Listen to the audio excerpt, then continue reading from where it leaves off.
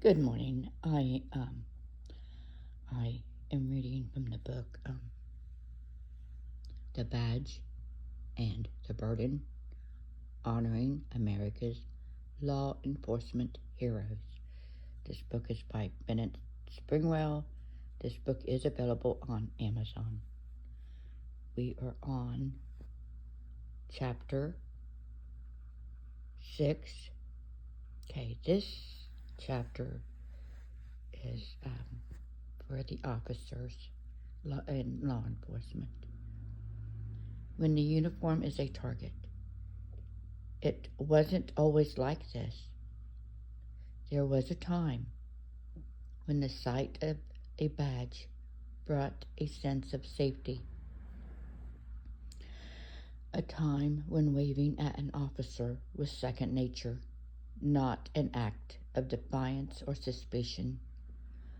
But somewhere along the line, a shift occurred, and the uniform that once symbolized protection now, in some eyes, symbolized provocation. This change didn't happen overnight.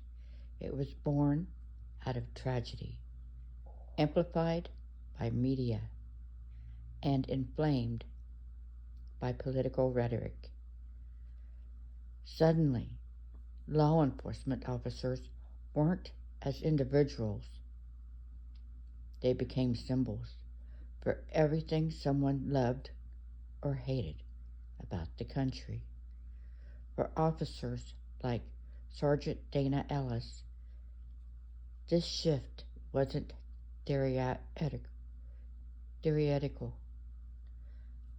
"I've been in this job 23 years, she said.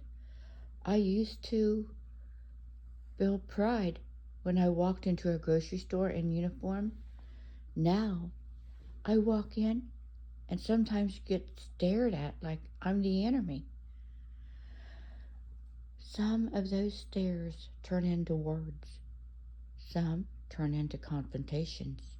A few turn into violence.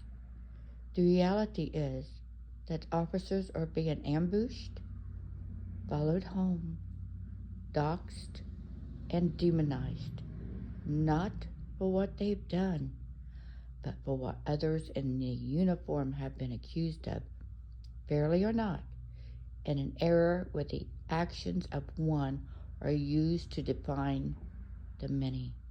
The risk of wearing a badge has grown far beyond physical dangers of the job. And yet, they keep showing up, not for the glory.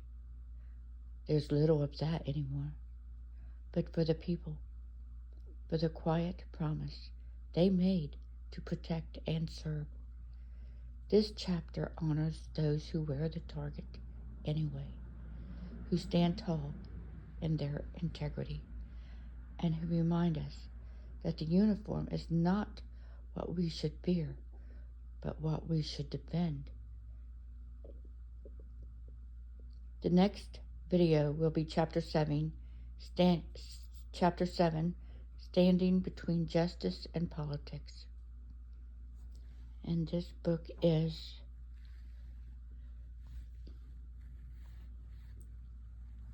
The Badge and the Burden: Honoring America's Law Enforcement Heroes by Bennett Springwell. I love you all. Bye.